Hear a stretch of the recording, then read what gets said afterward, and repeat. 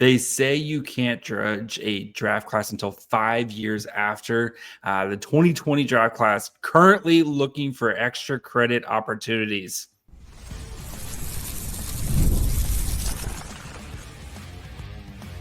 You're Locked On Sharks, your daily podcast on the San Jose Sharks, part of the Locked On Podcast Network, your team every day. Hello, welcome to Locked On Sharks, the premier hockey podcast covering your favorite team in the Bay Area. My name is JD Young, caretaker at the Reef, also the co-host of Locked On NHL. I want to thank you for making Locked On Sharks your first listen. Probably part of the Locked On Network. We cover your team every day. If you want to be an everydayer, all you have to do is just follow wherever you get podcasts, or you can watch on YouTube as well. And today we're going to be looking at the 2020 draft for the San Jose Sharks, including members that the Sharks acquired in that class, like Yaroslav Askarov, Shakir Mukhamadullin, Jack Thompson, to name a few. And we're just going to be spending some time kind of reviewing these guys' seasons and just kind of looking at how this class has performed. Spoiler, pretty disappointing, to be honest. So before we get to all that, I do want to let you guys know that today's episode is brought to you by Amazon Fire TV Stick 4K. Turn any TV into an Xbox, no console needed. Head to amazon.com/Fire TV Locked On to learn more. All right. Let's start by saying our goodbyes to those who are no longer with the San Jose Sharks organization. So just as a reminder from that 2020 draft class, the Sharks in the first round, Ozzy Weisblatt, who they basically traded away for nothing to the Nashville Predators. Congrats to Ozzy finally making the NHL this year. He's played 5 games, and he has 1 point. In the second round, the Sharks drafted Thomas Bordeleau, Tristan Robbins, who Robbins was part of the Fabian Zetterlund deal that was sent Zetterlund to the Sens. The Sharks got back Osopchuk and a second-round pick. In the third round, the Sharks drafted Danil Gushchin. The fourth round, the Sharks drafted Brandon Coe. In the fifth round, they drafted Alex Young, who did not sign with the Sharks, Adam Raska, who they promptly traded to the Minnesota Wild, Linus Auberg, who they won't sign, and then Timofey Spitsarov, who will also not get signed. So you've basically, in this draft class, you have 3 guys who are Sharks picks who are still in the organization, between Bordeleau, Gushchin, and Brandon Coe. The Sharks did acquire a bunch of players in this from this draft class through trades from Mike Greer. And the headliner is one Yaroslav Askarov. So let's start with him. So Askrov has split his season between both the Barracuda and the San Jose Sharks. With the Barracuda, Askarov, 22 games, 245 goals against, 923 save percentage, 11 wins, and 4 shutouts, and is currently performing very well with the Barracuda in the playoffs. 1 goal allowed through 2 games before Friday night's game against the Colorado Eagles. Solid. I think the first half of the season was much better for Ascrov, dealt with some injuries in the middle of the season, dealt with some illnesses in the second half, but has showed a lot with the Barracuda. In the NHL, Askarov got a good look in the middle of the season following the Vitek Vanacek injury and 2, the Mackenzie Blackwood trade. 13 games, 310 goals against average, 896 save percentage, 37 goals allowed on an expected goals of 38.7. So his goals saved above expected was 1.7 with an 824 high danger save percentage. So Askarov definitely has, I think, performed up to expectations this season for the San Jose Sharks / Barracuda, right? We have seen enough glimpses and flashes and consistent performances of greatness from Askarov to feel like you've got something right here. You've got something. And next year will be a big test for Askarov as he graduates and becomes a full-time NHL player as expected. I still think kind of the Dustin Wolf path of split the reps early, and if the Sharks are in a better than expected position, or he just kind of takes over the net in the second half, then you kind of let him run with it. But the Sharks should be smart, and Mike Grier does seem, knows that getting a really good 1B type of goalie who can play, the hope is 35 to 40 games next year, and you feel confident about it, is a big priority for them. But big thing for Askarov is one, staying healthy, both from injuries and from illness. That has been kind of his thing this season, with dealing with both injuries and illness. But overall, though, I think as a Sharks fan, you have to feel extremely happy with how this trade is working out. Basically the Tomas hurdle for Askarov roundabout trade, but you do have to feel extremely happy with Askarov's performance, his potential, and what we've seen from him. And, the expectation that Mike Grier is going to try to revamp the blue line this offseason feels like Askarov is going to be in a really solid place when he becomes a full-time player for the Sharks next season. The other big piece that the Sharks got in this 2020 draft class is Shakir Mukhamadullin, right, who they acquired as part of the Timo Meier trade from the New Jersey Devils. Mukhamadullin also split his time with the Barracuda and with the Sharks, especially after coming off a groin injury to start the season. Of course, we know Mukhamadullin, he hurt his shoulder in a really dumb play. Frank Vertrano, you're on the list. But anyway, so let's look at Mukhamudullin's numbers. Mukhamadullin this year with the Barracuda, 21 games, 0 goals, 9 assists, 20 shots on goal, which is not like the most impressive numbers. And we discussed kind of how, earlier this season, how Mukhamadullin's role had changed with the Barracuda with the additions of kind of so many defensemen, right? Much better numbers, I think, with the Sharks. Played 30 games, 2 goals, 7 assists, 30 shots on goal, 1804 average time on ice. Corsi 4, so shot attempts when he was on the ice. Sharks had 48.01%, which may not sound like super impressive, but when you look at the Sharks and just kind of how, looking at all the Corsi numbers and stuff like that, it's like 6th best among the Sharks. The only defenseman who had better Corsi numbers, I'm pulling it up right now, was Jake Wallman, Corsi percentage wise. So Shakir Mukhamadullin was 6th. Wallman was 3rd at 49% Corsi 4. Toffoli and Eklund actually led the way, but the only 2 players above 50%. But goals for, though, 39.39% for Shakir Mukhamadullin. I think it's very fair to pencil in, assuming Mukhamadullin is fully healthy from his injury, and I kind of assume that he's going to be fully healthy, right? If you look at William Eklund, who had a similar injury, similar time frame, after his season with the Barracuda, he came back, he was fully ready to go next, for the next season. So I do believe Mukhamadullin should be ready to go, and he's already been kind of hanging around the facility and stuff, and he's been hanging out with the Barracuda for their playoff run here. So I do think, though, and I with Mukhamadullin, you can pencil him in. Other than injury, it's hard for me to not see injury, or if some crazy thing happens where he gets traded this offseason, which I don't see either. But I think you can, write him in ink, to be honest, as an opening night player for the Sharks. I think he showed enough this season in his time with the Sharks.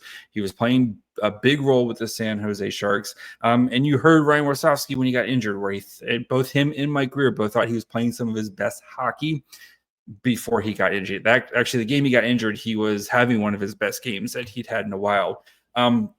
Hopefully you see the offense continue to kind of tick up with him. But I do think Mukhamadullin is very well on his way to be a middle pairing defenseman for the Sharks. And, what that partner looks like, if it's long-term a guy like Luca Cagnoni, or maybe a little bit more offensive leaning defenseman, and Mukhamadullin can kind of be more of a two-way defenseman and maybe a little bit more stay-home-ish. But I think you've seen a lot of strides in Mukhamadulin's game, especially since he first got here in San Jose. His game in his own defensive zone, his just playing a little bit more grittier game, kind of playing that more defensive style game. And I really do like Mukhamadullin and kind of where his direction is headed. And I think this was if the injuries weren't like the injuries is the only thing that have been kind of the big thing with him, right? Is he has missed a lot of time in his 2 seasons in San Jose with injuries. Right. One of them, not really his fault with the shoulder injury. The groin injury, like those do worry you a little bit. And it sounds like he's, fully healthy and was playing very well at the end of the season here. So that's the thing is if the dude can just stay healthy, the Sharks do have something really nice in Shakir Mukhamadullin. So we're going to look at 2 guys who the Sharks are going to have some decisions to make here with Danil Gushchin and Thomas Bordeleau and what their future looks like in San Jose. So we'll get to that here in just 1 second. Did you know your Fire TV is also an Xbox? Turn any TV into your gaming and entertainment hub with Fire TV Stick 4K devices, no console required. Just grab your paired controller, subscribe, or sign in to Xbox Game Pass Ultimate with EA Play included, and you're ready to play. Dive into hundreds of premium titles from EA Sports College Football 25 to Call of Duty Black Ops 6 as easily as you stream your favorite shows. It's gaming made simple, and it's all on your Fire TV. They, of course, also have 4K streaming with more than 1.5 million movies and TV episodes of your favorite subscribe services like Netflix, Prime Video, Disney Plus, Max, and more. And with the great thing with having the Xbox on the go, right? It's simple, it's easy. You plug it in. You don't have to drag around a whole console, especially if you're traveling this summer, but you still want to play a little bit of Xbox here and there. Great way to go. So head to Amazon.com/Fire TV Locked On to get started. Xbox Game Pass Ultimate subscription and compatible controller required. Available on select devices, including Fire TV Stick 4K 2nd Gen, Fire TV Stick 4K Max 1st and 2nd Gen, and Fire TV Cube 3rd generation. All right, before we continue with Thomas Bordeleau and Danil Gushchin, of course, I want to thank you guys for making Locked On Sharks your first listen. If you haven't yet, perfect time to subscribe as we kind of start to get into the off season here, right? Where we're looking at the free agency class. We've been starting to dive into the top free agent prospects and see if they are free agent pieces and see if they would be good fits for the Sharks. Of course, we'll have plenty of draft coverage with draft profiles basically at least once a week now through basically up until the draft. So plenty of great stuff. If you haven't yet, perfect time to follow along wherever you get podcasts. And of course, you can watch on YouTube as well. All right, Thomas Bordeleau, 2nd round pick for the San Jose Sharks. Spent all season in the Barracuda with the exception of 1 game. Just like Shakir Mukhamadullin was injured in training camp, missed kind of the first half or the first month of the season. Took him a little bit to get going, but big piece for the Barracuda and what's been a very successful Barracuda season. Finally gets called up at the end of the season to go play the Sharks. He plays 1 game and gets hurt and is currently still out. Does sound like, though, he's trending towards getting back hopefully sometime during this Colorado series. So let's look at Bordelo's stats. So 59 games with the Barracuda, 14 goals, 24 assists, 130 shots on goal.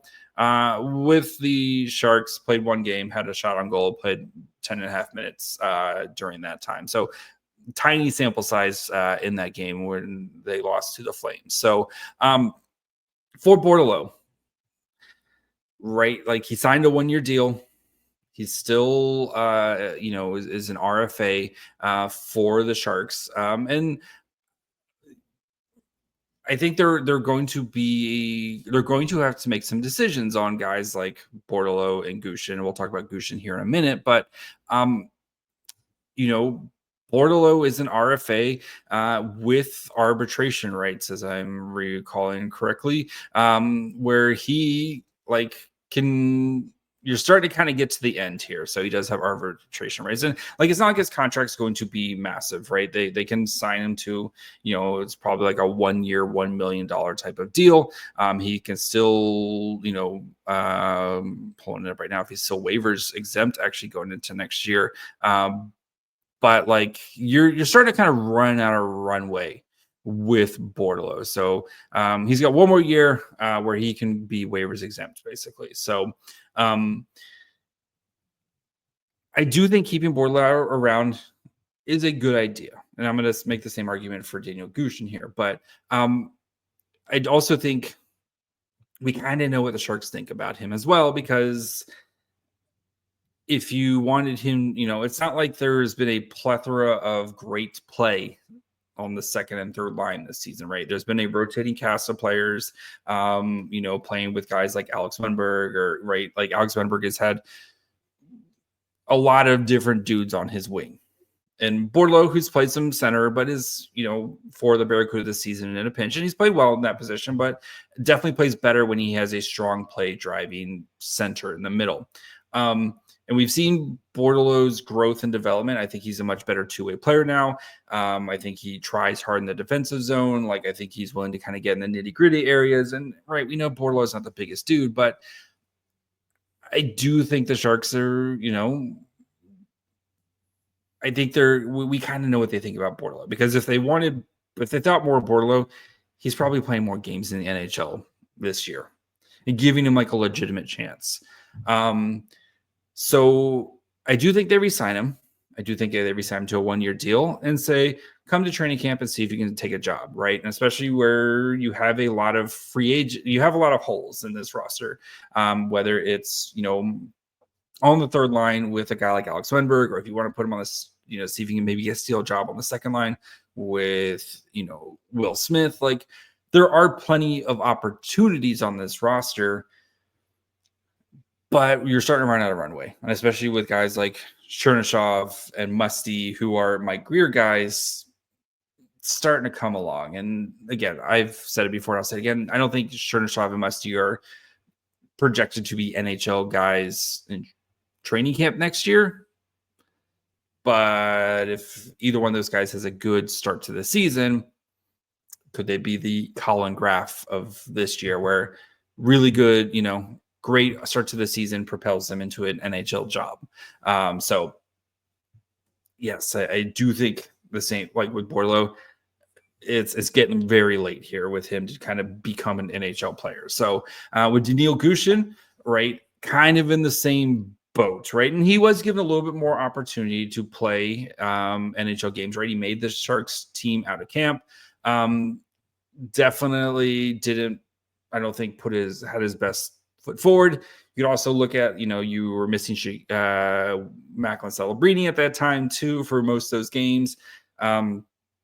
Right. It was, this team was still kind of it was kind of a weird start to the season for the Sharks. But for Gushchin, right, who played very well with the Barracuda, 56 games, 28 goals, 23 assists. The shots on goal are way off. It's way more. It's like 151 shots or something like that. Sorry. With the Sharks, played 12 games this season, 1 assist with 16 shots on goal. 12-18 time on ice. Corsi for 46.28. That's one of the better Sharks Corsi fours. Goals for 37.50. But for Gushchin, who's also going to be needing a new contract, and he's an RFA with just regular rights. Like, this, not like nobody can, like he can't. There's not arbitration with him. But, there's whispers and rumors of him potentially going back to Russia, right? For a guy like Gushchin, who, again, it kind of feels like Sharks are kind of passing him over. You can go back to Russia where, someone, I forget whatever team has his rights, and score a bajillion goals and have yourself a nice career in the KHL. And I don't know what Gushchin's going to do, but again, kind of the same thing with the writing feels like it's on the wall for both of these players. I would happily love to have both these guys back because, one, they're very good AHL players. Like, Gushchin is turned into a nice AHL career so far. And right, I think this year was really the year where he broke out and became a much more consistent player. The goal scoring prowess really showed up this season, and he just hasn't been able to do it in the NHL. So I would be like, with both these guys, I'd be willing to run it back one more season and just kind of have that conversation. Be like, guys, like, you both know this is it right here. Like, this is your last opportunity. Come in, go have yourself an amazing offseason, right? Or for like, especially Gushchin, right? Go have an awesome playoff and go take somebody's job, because there's plenty of jobs on the Sharks available next offseason. And for Gushchin, I think, right, Gushchin especially, this team needs goal scorers, and we know Gushchin can score. Like, he can light the lamp, but just hasn't been able to have a full opportunity in the NHL, or the opportunities he has had, he just hasn't been able to take advantage of them. So we'll see. Like, I wouldn't be surprised if both these guys are here, and I wouldn't be surprised if both of them are gone, to be honest, as well. But yeah, these guys are two guys who I think are starting to run out of runway with both these players here. So we're going to look at some of the other guys, including Jack Thompson and some of the late round guys here, and kind of just overall thoughts from this class, as it is, again, definitely feeling much different about this class compared to where we were a couple years ago. So we'll discuss that here in just 1 second. The Stanley Cup playoffs are here, and if you've never been to a live NHL playoff game, it's unlike anything else. The intensity, the speed, the energy in the building, it's next level. And thanks to Game Time, getting in the door is easier and more affordable than ever. Game Time is the fastest way to grab playoff tickets, even for those must-see matchups. Prices actually drop as puck drop gets closer. With last-minute deals, you can save up to 60%. Of course, if you want to go get Barracuda tickets, right? I know Friday's game, I believe, is already sold out. They're on the verge of selling out. You can still look for maybe some people have their something pop up. They got to get rid of some tickets there, or get ready for Sunday's game. It's not NHL playoffs, but it's the first playoffs we've had in a long time in San Jose. So take the guesswork out of buying tickets with Game Time. Download the Game Time app, create an account, and use code LOCKEDONNHL for $20 off your first purchase. Terms apply. Again, that's code LOCKEDONNHL, LOCKEDONNHL for $20 off. Download the Game Time app. Last minute tickets, lowest price, guaranteed. All right, let's finish up by talking about another piece of the Sharks acquired in this draft class, and that is one Jack Thompson, who they got from Anthony Duclair from the Tampa Bay Lightning a couple seasons ago at the trade deadline. I guess 2 seasons ago now. Time flies, kids. Third round pick, played with the Barracuda and Sharks, kind of split his time between both of these teams. 27 games, 3 goals, 11 assists, 60 shots on goal for Thompson with the Barracuda. With the Sharks, I thought he performed pretty well. Played 31 games, 4 goals, 6 assists, 41 shots on goal, 1547 average time on ice. Corsi for 4605. Goals for 39.39% for the goal. So Thompson, who again RFA with no arbitration rights, if I'm recalling correctly, as I scroll down. Where are you at, Jack Thompson? But yeah, he's no arbitration rights. His ELC does end at the end of this season as well. So he's a guy who I kind of like. Bordeleau and Gushchin, I think you have more runway with him. And if he's your really awesome AHL defenseman and that you need to play NHL games next season, I think you do way worse. So I do like Thompson. I do like his ability. I do like his offense ability. And I think for him this year was that full-on tweener season, right? Where feels like he might be a little bit too good for the AHL and maybe not quite good enough for the NHL, but I do think he is going to be in play for an NHL job next season.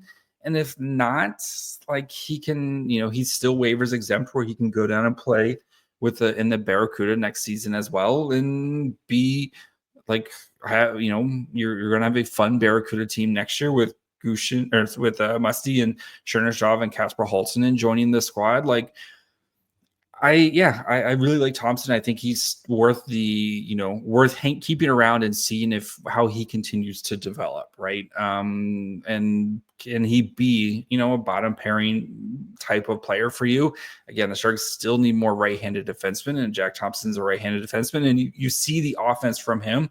I think he still needs to work on his own zone a little bit, but could he maybe kind of do like the Mukhamadullin thing, right? Where, Mukhamadullin spent a lot of time this season working on, his game in his own zone. You didn't see the offensive numbers there. And then when he got to the NHL, things kind of started clicking for him. So I do kind of expect, that's what I'm kind of hoping for with Jack Thompson here this upcoming season. So, but overall though, like, I like what I saw from Thompson. And I mean, I know I have a thing for offensive defensemen, but I do think there's still plenty on their bone there with Thompson and what he could be for the Sharks. So, Brandon Coe, the 4th round pick, played 30 games, 3 goals, 6 assists. I really screwed up on the shots on goal. Wasn't a lot of shots on goal for Coe this year. I think Coe's time with the organization is done, to be honest. After this season, he's an RFA. He's been passed by several players, both veteran and younger players. Like, he barely gets, doesn't get on the ice very much. You knew Coe was a very raw prospect, right? When the Sharks drafted him, and he performed very well in juniors, but his game just never kind of translated when he went pro. I still think he will, I think he'll get an AHL contract, or maybe he goes over and plays in Europe next season. And I don't think his hockey career is done, but I think his time in San Jose is probably coming to an end, because I just think there's, again, Musty, Chernyshov, and Kasper Holtonen, all those guys just provide much higher upside than what we're getting from Brandon Coe right now. So, and then the final guy, the newest member of the 2020 draft class, would be Noah Beck. So Beck, we did a whole kind of profile on him when the Sharks signed him out of Arizona State. 37 games, 5 goals, 28 assists, 66 shots on goal for the left-handed defenseman. Played 1 game with the Barracuda this season. Not much to report on from that game. But I do think he is going to be a player who should play a good chunk of AHL games next year, right? I think there's a lot there. I know he's not playing in the playoffs right now, and which is fine, right? You have a lot of more kind of established guys right now with the Barracuda, as the games are very important right now. But I do think next year he should carve out a big role for the Barracuda, and see what you kind of get with a late 7th round pick here. So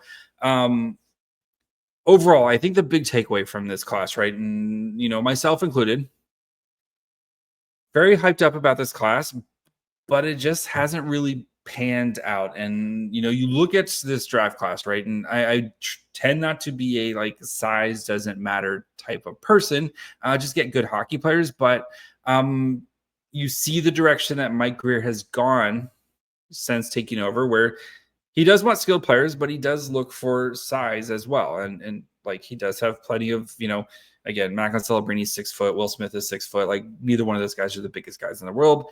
But just look at this Barracuda team now. Some of the guys that he has gone out and acquired.